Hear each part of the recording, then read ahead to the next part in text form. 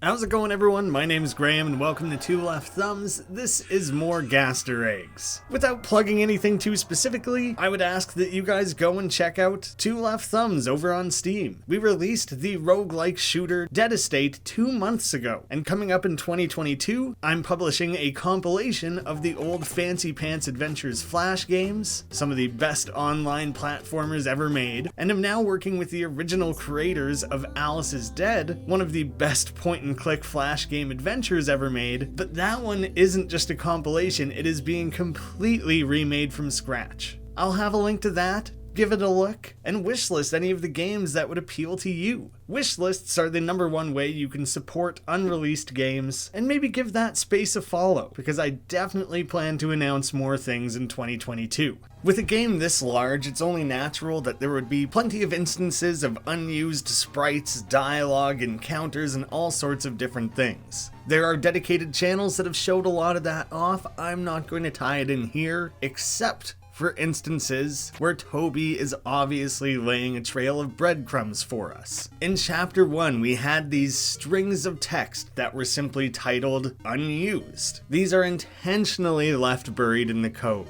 It's the sort of thing he did all the time in Undertale. In Chapter 1, we had, Where am I? Hello? Anyone? Is anybody out there? Someone? Anyone? Can anyone hear me? It's dark. It's so dark here. Someone, anyone, if you can hear me, say something, please. And this has been continued on in Chapter 2.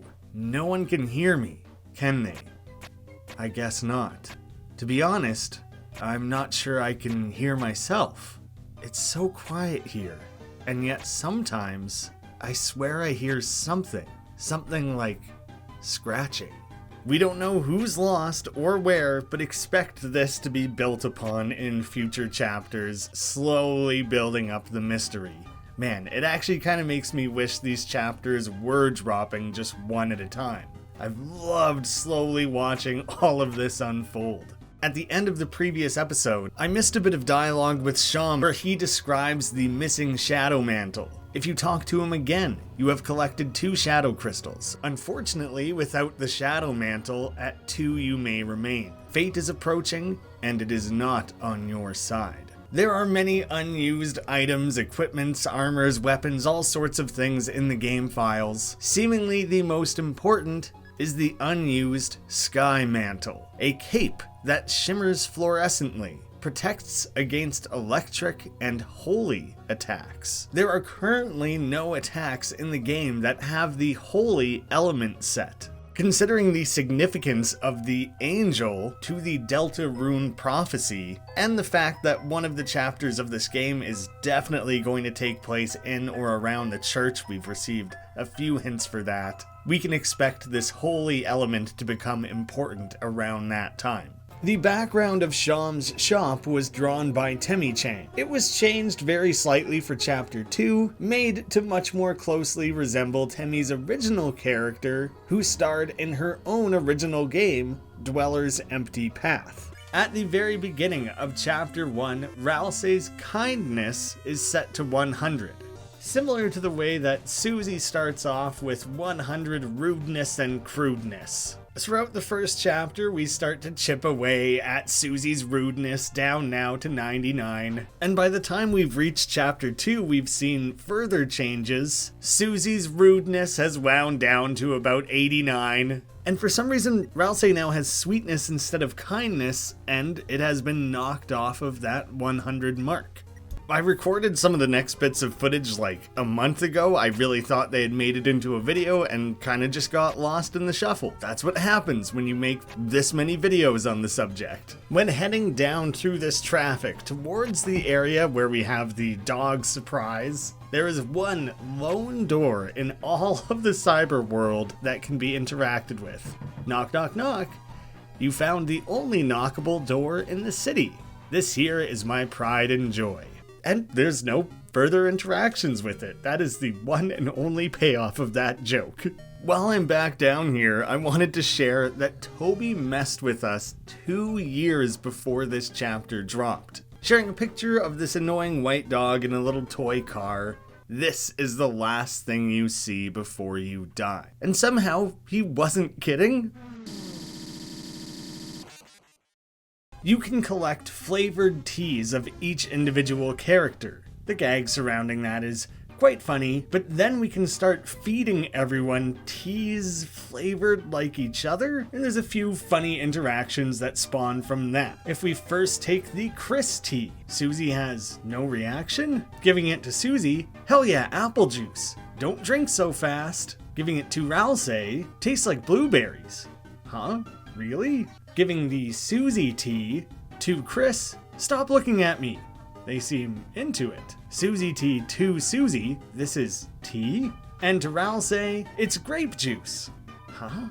Really? And the Ralsei tea to Chris, no reaction? I'm happy. To Susie, hey, it's like marshmallows. Don't drink so fast. And to Ralsei, isn't this water? We can also get the Noelle tea to hand out. Do they like it? They're drinking it. To Susie, hell yeah, eggnog. Don't drink so fast. And to Ralsei, it's soft and sweet. And giving everything to Noelle, do they like it or not? Noelle tea to herself, this is just water. You're pranking me, right? Chris tea tastes like cinnamon. What is this aftertaste? Because of when Noelle leaves the party, you actually have to hack the game to be able to give her the Ralsei or Susie teas, but there is still dialogue programmed in the game for it. Ralsei tea, there's nothing in here. And Susie tea, wonder if they sell this in gallons. And you'll notice that the Susie tea heals 400, far more than any other specific interaction. So nothing is really consistent between the characters. I know there's a video that exists that is the Deltarune tea theory. I haven't watched it myself. After I finish making my own videos here, I should really go give that a watch because there is seemingly a lot to be read into these interactions. The way Lancer specifically dances and spins around through our inventory appears to be a reference to the secret of Mana Shopkeeper. The dance moves are just very specific and seem to be pulling directly from that. That's so specific, and I absolutely love it, and I'm fairly confident this is intended. Now, obviously trapping mice is a thing, but very specifically, having this little red cage makes me think that it's all intended to be a reference to the board game Mousetrap. This third annoying mouse room puzzle really seems to indicate that time is of the essence, encouraging you to move things as quickly as possible. You're lucky Des isn't here, otherwise you'd be face down in a mouse pile. Sorry, I didn't mean to get so mad. Sure, okay, we can try again. And if you literally just never do the puzzle, every time the mice pop up and save you, and progress things without any input from you. So you can actually complete the entire puzzle without doing a single thing. And with Birdley's line, even a broken clock is right once a day, she has the joke wrong. If a 12-hour clock were frozen on a certain time of day, it would be right twice a day, so the gag there is that he's just wrong about that. There are two different versions of the teacup ride, one where Noelle gets left behind and one where she joins. First, where she gets to join. Look, Chris, another teacup ride, but there's only 3 seats. Maybe 2 of us could share one? Damn, guess we gotta take the stairs. Up top, Noelle volunteers to stay standing on the switch. We have the clue up top, the treasure of air, where 3 are 1, place 1 to 3. Perhaps it means we all have to enter 1 teacup? Well, I don't like doing it, but it works. After you drop Noelle off to volunteer, we can flip a switch up in the top right, and as we come back down... Wait for me! She joins back up to the party, and with all 4 of us at the teacups, you all jumped into 1 teacup. You heard a clicking sound. Hell no, like we're doing that again. Instead, if after dropping Noelle off, you climb back down the stairs, skipping the switch at the top. You all jumped into 1 teacup. You heard a clicking sound. Hell no, like we're doing that again. And up top, we can open the chest for some balloons. Yay? And as we return, so, why were you all riding a teacup together? Ugh, balloons. Balloons? Trust me, you dodged a bullet. Okay. Susie warns, hurry up, Lancer's getting pale. But I like pails. This is a bit of a callback to Chapter 1, when Lancer threatens to put all of our blood in a big pail, which itself was a Homestuck reference, which then potentially ties back together specifically with this room of the light, or rather shadow puzzle. The pink house itself is somewhat like the Homestuck logo. While it's certainly not a one-to-one, people have suggested that maybe these different symbols are meant to represent some of the different aspects from the Homestuck series. This wave could either be breath or life. The radiating sun could be the aspect of light. And then, I don't know, this big blob of a cloud or something could be hope. Definitely the least identifiable. It's all pretty loose. I'm not overly confident in any of it, but it's kind of interesting with the connection to pails, and we know that Toby's simply been heavily involved in that series. After Ralsei rejoins the team, these Swatchlings have something to say about it. Ralsei, good luck. Although you only joined us for minutes, we'll miss you. Once you push Lancer all the way to the table for his little spaghetti dinner, and if you leave and come back, the spaghetti is missing.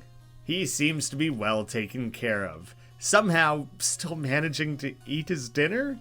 Checking this horn by yourself, it tells us about Susie fitting her head in the tube. Coming back with her, hey Chris, if you blasted flames down this horn thing, you think it would torch the other side?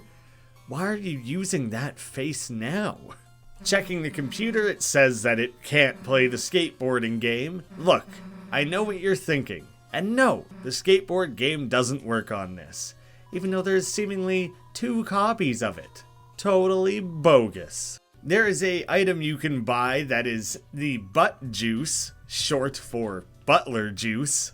It changes color with temperature, same as the Swatchlings do. And if you try to give it to Susie specifically, how'd you call this?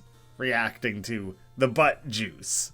And we also have spaghetti code, woven by master coders. The spaghetti code item is a reference to a running joke that Team Fortress 2 has, quote, spaghetti code. Basically, building a game over that many years makes the code increasingly complex and unwieldy. It's been documented that the developers started leaving notes to themselves in the code over how poorly some of it was strung together, leading to jokes about spaghetti code. This concept and joke has now been applied to all sorts of games, and really, when it comes down to it, all games kind of have spaghetti code because making games is hard, and it rarely comes out as you intended when first writing things out. And then from there, it's just a matter of trying to adapt, change, and fix things as you go. So while there's an origin for spaghetti code, basically every game is spaghetti code. Oh me oh my, the kitchen is infested with vermin! I knew we should have properly finished dumping all the cheese in that alleyway, which gives us a little bit of context as to why there was an alleyway that was filled with cheese. I thought about including every one of Susie and Ralsei's S&R actions, but most of them just aren't that interesting, but I really like the one when used against the mouse. Susie got on all fours and chased the mouse around the room like an animal. Ralsei started putting peanut butter on a spoon and put it in a trap. Susie was captured. Susie? The hell are you blaming me for? You made the trap. The mouse wheels line, rolling around at the speed of mouse, is a reference to rolling around at the speed of sound, the first line of the Cityscape theme from Sonic Adventure 2. Towards the top of the mansion, there's a book here about preventing backtracking, with the shelf specifically blocking a pathway that would allow us to easily backtrack. This is today's dinner entertainment. I've heard it's called The Birth of a Fountain.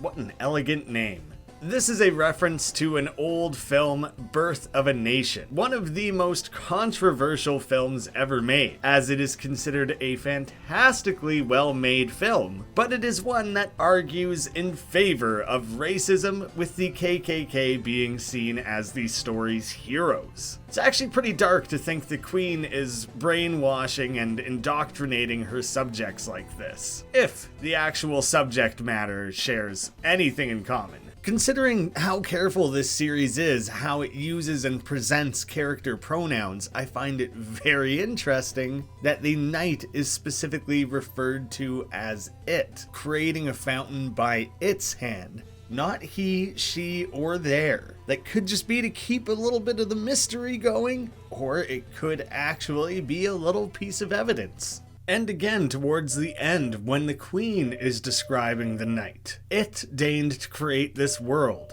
Reaching its long hand to the sky, it coursed its will into its blade. Potentially this is just used because these characters appear to know nothing about the knight. Queen threatens Noel to listen and stop hesitating. If you don't come, a certain bird might take a ride in the acid river, sounding as though she's directly threatening Birdly, but as we eventually see, this is something quite literal, not even a lie.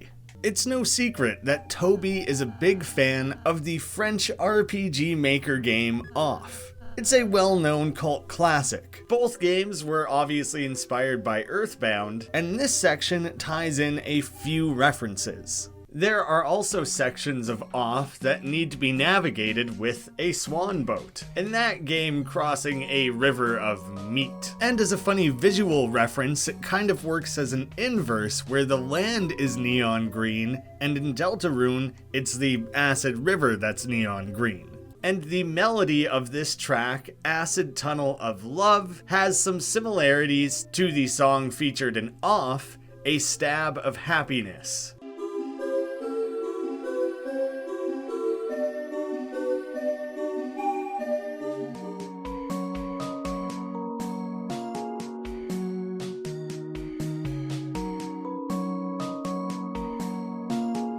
If you insist on fighting rules rather than taking part in the little mini-game, there's some extra dialogue. Oweth, the houses, thou'st fool, the houses! Stop hittingeth me and playeth my mini-game, you rogues! And after just a few short attacks, you won. Except then Rules immediately claims that he won. When you had the duck thrash machine, and Rules sicks it upon you, fly, my ducky, fly! This is potentially a reference to the infamously misquoted line from The Wizard of Oz. Everyone always quotes it as, fly, my pretties, fly. I even had that in my own head. Apparently it's actually just now, fly, fly. Now fly, fly! While later calling Dorothy my pretty. Over the years, we've just kind of mashed the two of those together. When we pose for our photo crossing the river, choosing to do the peace sign is a reference to Earthbound, when the photo guy randomly shows up and Ness gives them the peace sign. Even the way Ralsei and Chris turn towards the screen rather than the camera could be mimicking the way Ness would similarly face the screen rather than the photo guy. When on the Ferris wheel discussing looking out the window, Susie says seeing everything small makes her feel like Susie Zilla or something. I could wreck the whole city. This is paid off at the end of the game, if somewhat indirectly. When Chris and Susie are watching TV together on the couch. They're watching a purple dinosaur on the TV who's wrecking the city. A giant monster movie special. Always liked them better than the giant human movies. Seemingly watching some version of a Susie Zilla-like program. Susie telling Birdly, may the smarts be with you, is meant to be a riff on may the force be with you. May the force be with you. Goodbye, old friend. May the force be with you. And Birdly follows that up later with, may the smarts not be with you. The Queen mentions our screens of funny animals and candied games. Which funny animals could just be any sort of meme or silly cat video, anything like that. But candied games is potentially a reference to popular mobile games like Candy Crush. The Queen herself even admits that she's primarily a mobile gamer. Did you enjoy your room? There was a mint under the electric cage.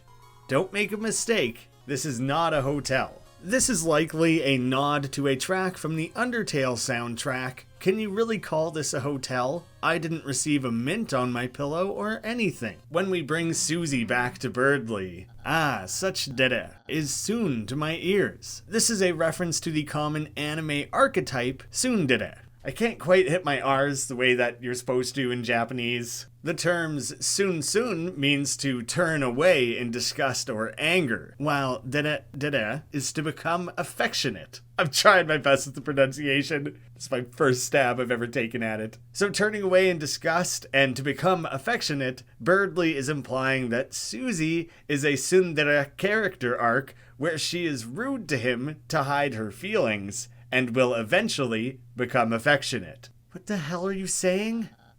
How about a kiss? For luck. Now that is a common thing and has been around for centuries, a kiss for luck. But the way it's presented here is seemingly directly a reference to everybody's favorite Zelda game, Link, the Faces of Evil. How about a kiss? For luck. You've got to be kidding. It's somewhat generic, but knowing the way Toby likes to reference this game and series, it's much more likely to be an actual reference. When we assemble our own Mega Mecha Fighter to fight the Giga Queen, all the different characters are assembled in a way that feels very reminiscent to constructing a Megazord in Power Rangers. This reference is further reinforced by the music Powers Combined. This song is specifically made to match the main theme of the old Super Nintendo Power Rangers game.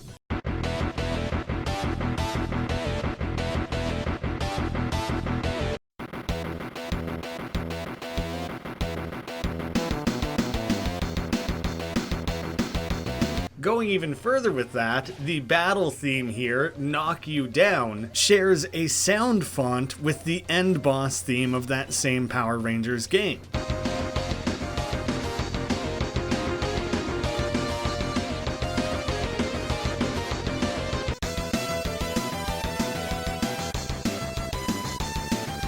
And the way the characters start announcing my JPEG and the other skills that they're contributing feels a lot like the assembling of the Fellowship of the Ring.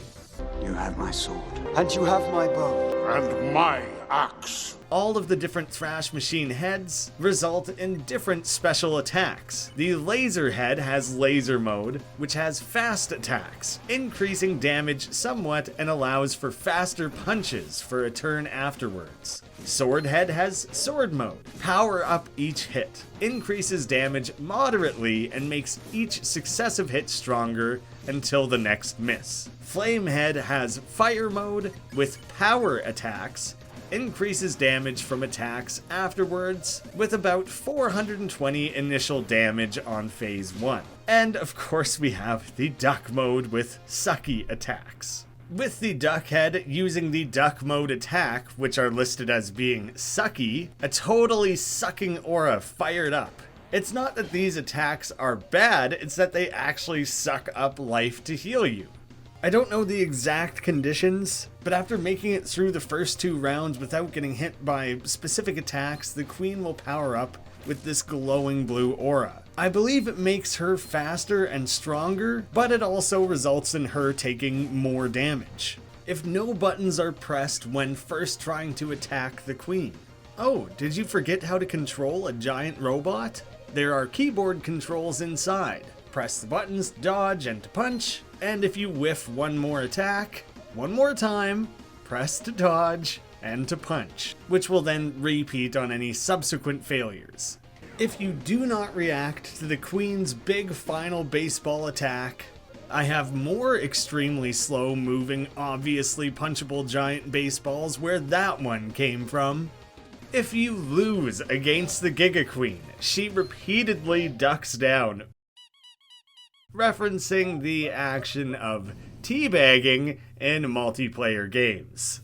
I've seen it pointed out that this middle titan, seen when Ralsei describes the roaring, is quite possibly the statue that we give the umbrella to in Undertale. In the library at the end of the game, one of the books is on souls. In Undertale, it's established that monster souls are composed of love, hope, and compassion, while human souls do not need any of these traits. This appears to be further reinforced with this text, although it never specifies if we're talking about monster or human souls. The soul is considered to be the font of compassion, the source of our will, the container of our life force. But even now, the true function of it is unknown. People have theorized that this character will slide one position back per chapter, allowing us to access one more bookshelf at a time to obtain additional lore. I considered this next little cutscene somewhat unmissable, but several people have told me it might be worth including. At the end of chapter 2, far off to the south by this door, there is a little cutscene. You think it's true? You really think there's... What, you chicken? You got a beak and wings like a chicken? No, just... I ain't afraid. Only kids believe that stuff. But Chris, you gonna be a weenie like Chris? You want to say that again? Susie, didn't see you there. Wow, really something scary in there, huh?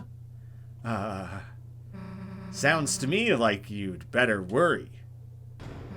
About what's out here first.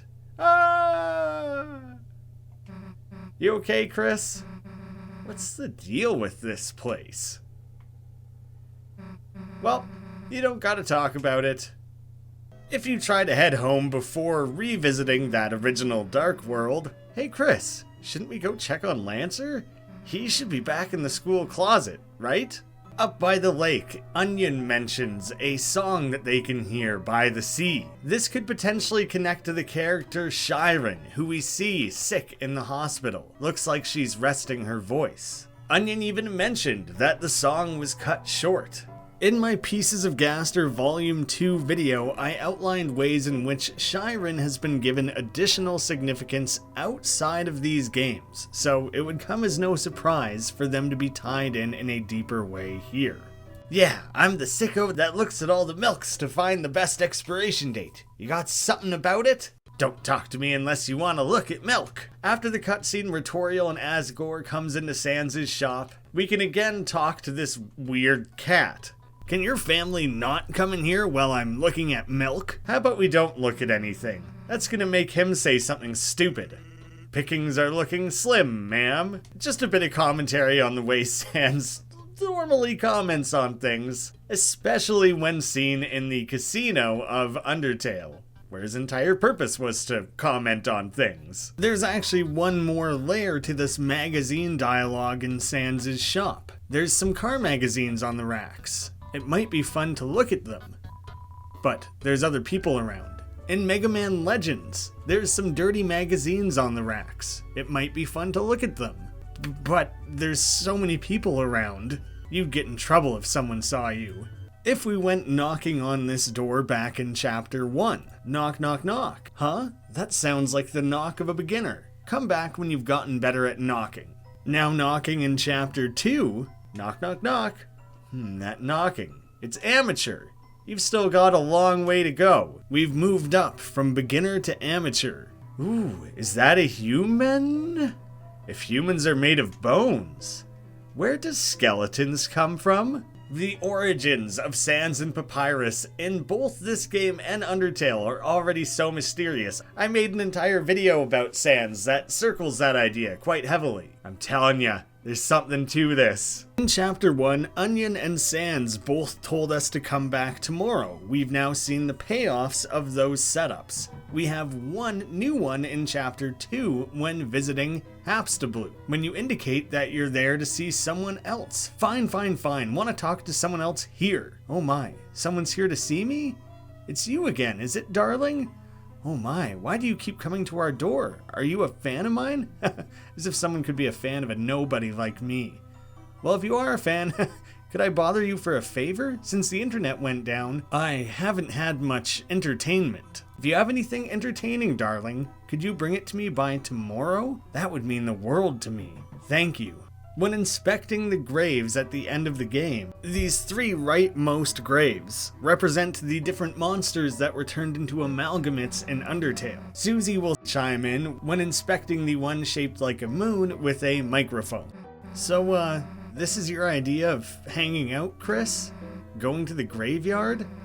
Works for me, I guess. With this one specifically that we're blocked from being that for lemon bread, an amalgamate that was made out of Shiren's sister, again tying in this character. This is absurd, I'm a crazy person, but I'm pretty sure there's one more of these videos coming. It's already like 60% done, and I debated making one extra long video here, but I've fallen behind on your guys' comments. So I need to comb through the comments of the last few videos to make absolutely sure I've gathered as much information as I possibly can to remain fully comprehensive. And hey, while you're waiting, I have a huge video premiering on Wednesday sharing my thoughts on how I think the Star Wars franchise could be improved. If that's something you think will remotely interest you, then yeah, set yourself a notification. Come tune in. We're gonna watch it together live. It's gonna be good fun. If you don't care about that, maybe go wishlist a couple of those games on Steam. There's all kinds of things you could be doing. What are you doing listening to this end ramble? It's not going anywhere important. But you got important places to go. Alright, thank you guys so much for watching. I'm losing it. I've been working on videos too long. Thank you to patrons of the channel, and I hope to see you all again soon.